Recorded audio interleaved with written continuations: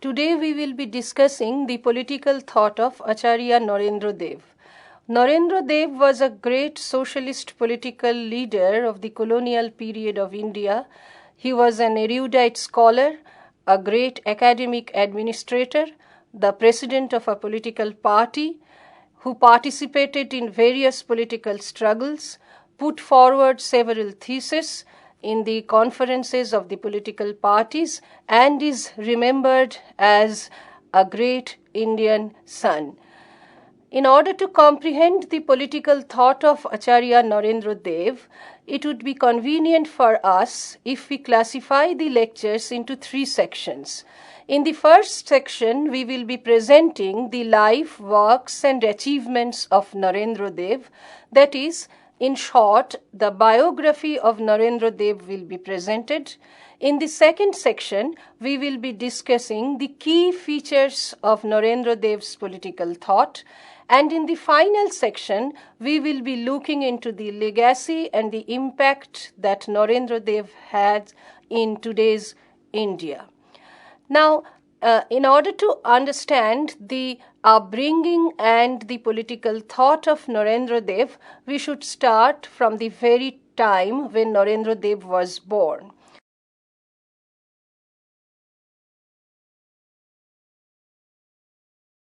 He was born in 1889 at Faizabad in UP. His father, Balwant Prasad, was an educated person, a pious man, and had a strong political awareness and consciousness. Interestingly, a personal incident of Narendra Dev may be mentioned here. Actually, his name was not Narendra Dev. He was Avinashi Lal. One of his father's friends, Madhav Prasad Mishra, he in fact stayed in Calcutta, had a great love for Bengal culture, Bengali language, Bengali literature, and other things of Bengal. At certain point of time, he went to Narendra Dev's residence, stayed there for some time, and during that period, he changed the names of Narendra Dev and his others' siblings. And Avinashi Lal, that is how became Narendra Dev. Now, Narendra Dev was only 10 when he first attended a Congress conference which was held at Allahabad. He, in fact, didn't understand anything of that conference, but the towering personalities of Justice Ranade, Lokmanya Tilak, and Ramesh Chandra Datta had a great influence on this young child. Narendra Dev thereafter completed his matriculation and went to Allahabad for his intermediate degree.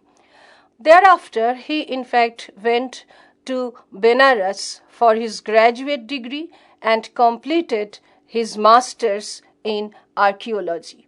Now, during this period, several important political events occurred.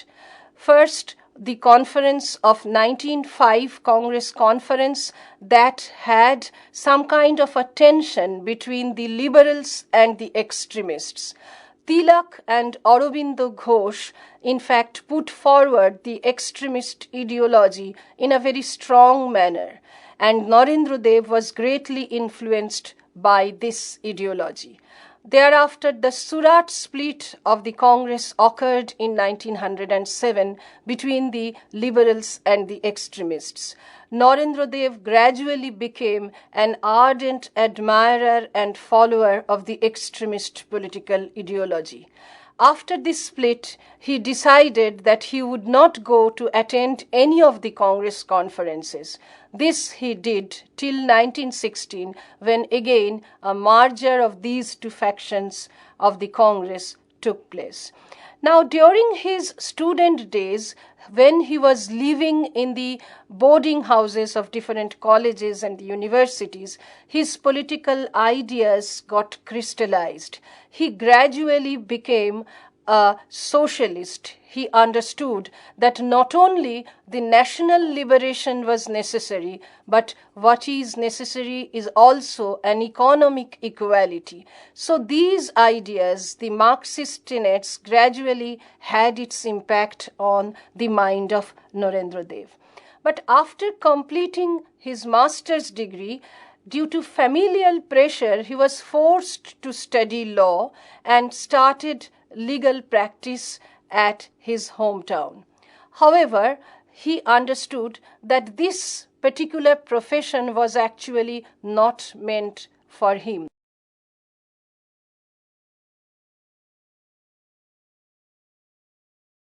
He declared that he had only two aims. One is to read and write, and the other is to get involved into the political affairs of the state. So he left the legal practice, and on the insistence of some of his friends, he joined the Kashi Vidyapit in 1926 as the vice chairperson. Thereafter, he became the chairman of this great institute, and in fact then one of his friends and colleagues, Sri Prakashji, he started to call him as Acharya, and thereafter Narendra Dev got a prefix Acharya, and he came to be known as Acharya Narendra Dev. Now thereafter in 1934, some members of the Congress party, particularly Jayaprakash Narayan, put forward a proposal for establishing a socialist wing of the Congress. This ultimately did happen, and the Congress Socialist Party was formed. Narendra Dev was offered the office of presidentship of this party, and Narendra Dev became the president of the Congress Socialist Party.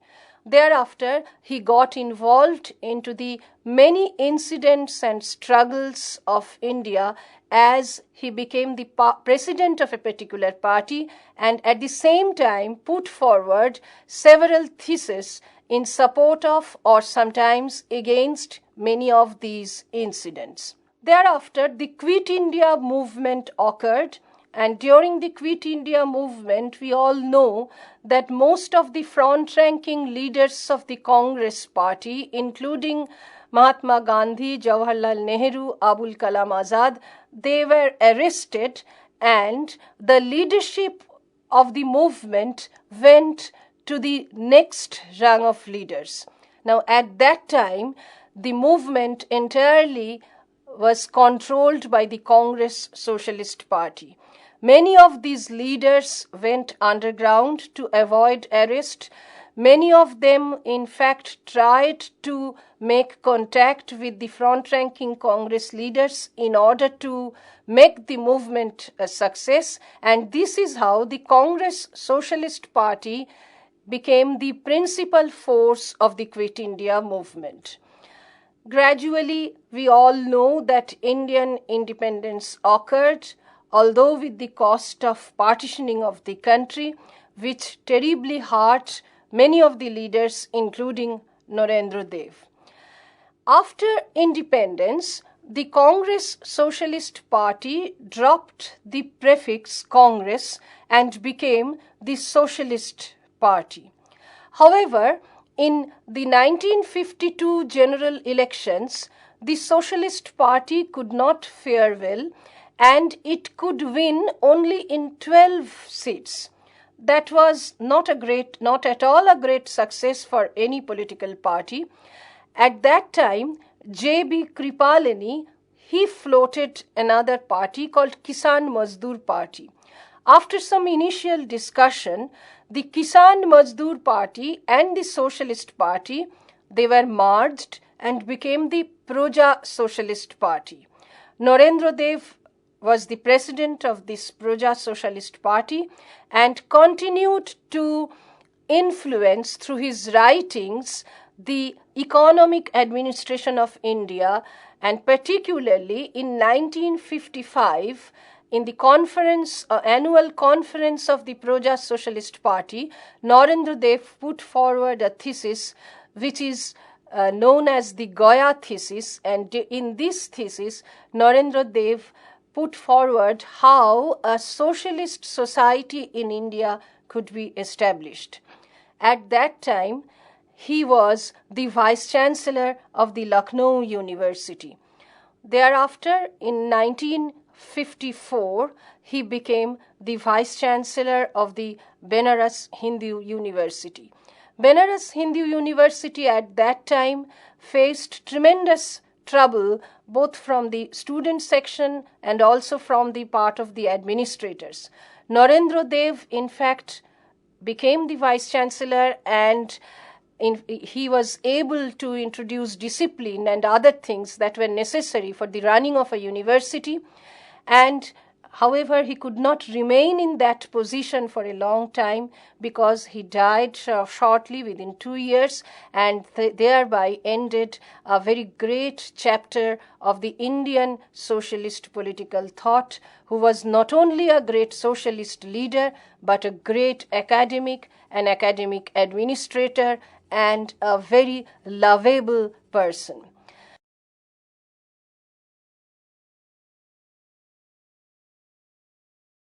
Now, it would be better if we concentrate on the key features of Narendra Dev's political thought. There were several ideas that come out from Narendra Dev's several writings, speeches, and pamphlets that he used to distribute during the political struggle. The most important of these features is the idea of socialism. Narendra Dev, as has already been known to all of you, was a great socialist leader, and naturally he had an idea of socialism which is not the kind of socialism that we used to derive from Marxist political ideology. Actually, Narendra Dev was a great admirer of Gandhi and Gandhi's political philosophy too. He argued that normally it is believed that Gandhism and Marxism could never be synthesized, but there were ample opportunities where these two great ideologies could be synthesized, taking into account the pertinent, the relevant, and the influential aspects and features of these two ideologies. Apart from Gandhi and Marx, another political philosophy, or we should say a philosophical discourse, had a great influence on Narendra Dev, and that is Buddhism. In fact, Narendra Dev did a great job to the philosophical discourse of Buddhism by writing a book in Hindi on the Buddhist political and philosophical discourse. Actually, at that point of time, many of the original manuscripts and the preachings and teachings of Buddha were not available.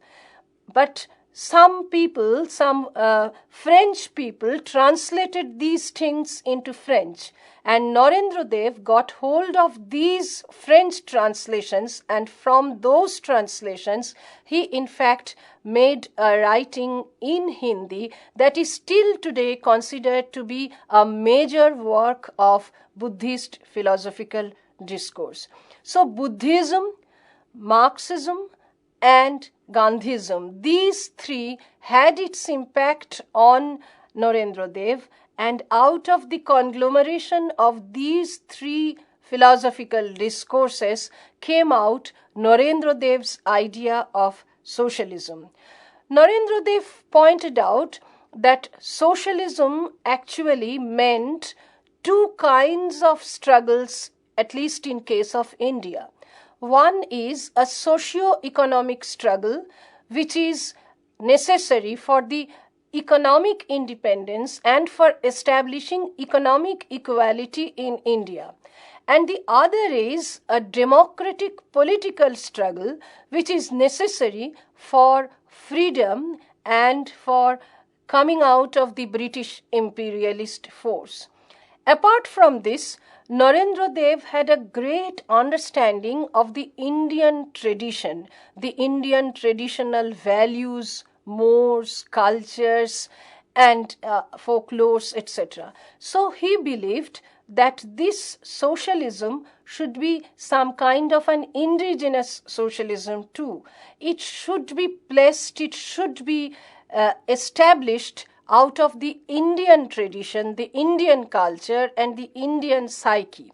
But he also knew very well, he knew that the Indian traditional social order was highly hierarchical, it was casteist, it was tremendously against women, it was a kind of domination of the upper caste people over the lower caste. Narendra Dev did not, in fact, allow this to inform this modern kind of Indian socialism. He believed that a kind of indigenous socialism without that hierarchical traditional social order should be established in India.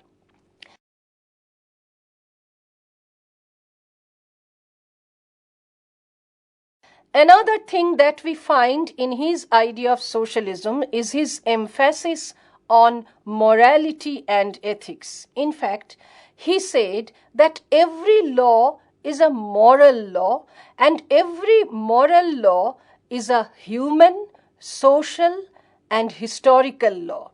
He said that it is a human law because it is concerned with the human beings. It is a historical law because it has evolved out of the historical experiences, and it is a social law because it is concerned with people living in society. So this is the idea of Narendra Dev about law. So law is not something which is imposed upon the people by the legislatures, and it is not something that people have to obey because it has been promulgated by the legislature. But law is to be obeyed according to Narendra Dev because it has a feature, it has a component of morality within it, and that is why every person should subscribe to law, should listen or should obey to law because it is moral in character. So the kind of morality that Narendra Dev talked about law informs his idea of socialism. Then we also come across a particular emphasis that Narendra Dev put forward upon the fact that as long as the profit motive is there in the minds of the people, as long as there is immorality in the expression of the law in the country, as long as people are driven towards the economic motive and the profit motive, the moral nature of the human beings gets degraded.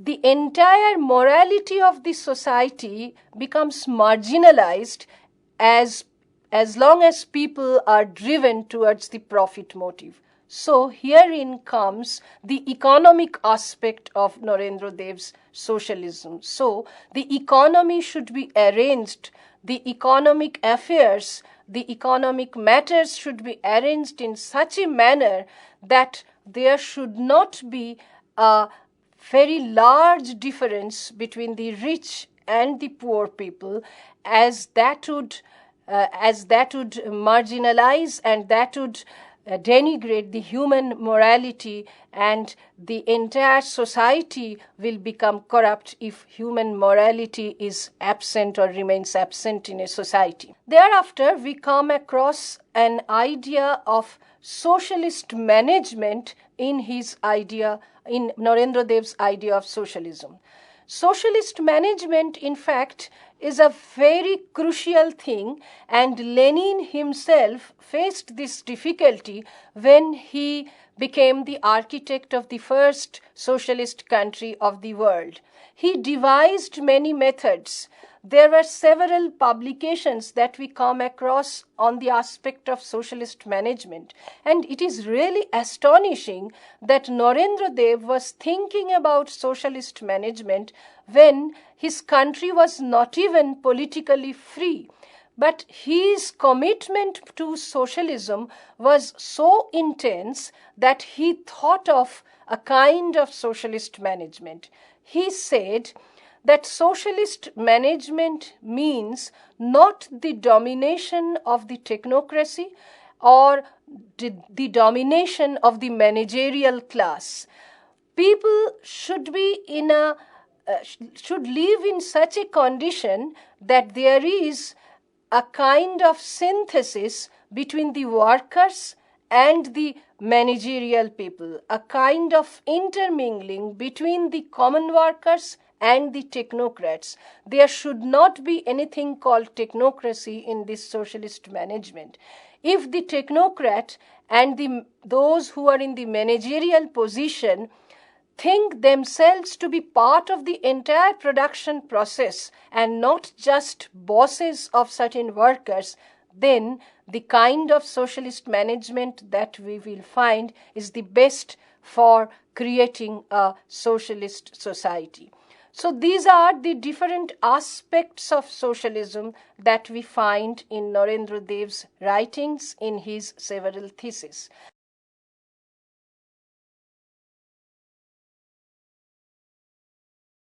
The second important aspect apart from socialism that we find is the democratic struggle that Narendra Dev talked repeatedly. Now, when he was talking about democratic struggle, he obviously had the Indian political struggle and the Indian democracy in mind. But at the same time, he argued that all kinds of foreign enslavement is bad, and therefore all the countries who were at that time under foreign domination should try to become free through their democratic path and through democratic struggle. Now here, he believed that when we are trying to establish a socialist society, we should also keep in mind that the political struggle that we are embarking upon should be a kind of non-violent struggle. Otherwise, violence breeds more violence and the society will be divided both horizontally and vertically. So, Narendra Dev talked about democratic struggle, which should be non-violent in nature. And finally, we should be emphasizing upon a third important feature of Narendra Dev's political thought, apart from socialism and democratic struggle, that is his emphasis upon education. Narendra Dev believed that education should be for the masses. There should not be any hierarchy about imparting education. It should be the duty of the state to inculcate and to impart education to people irrespective of their caste, class, or other background.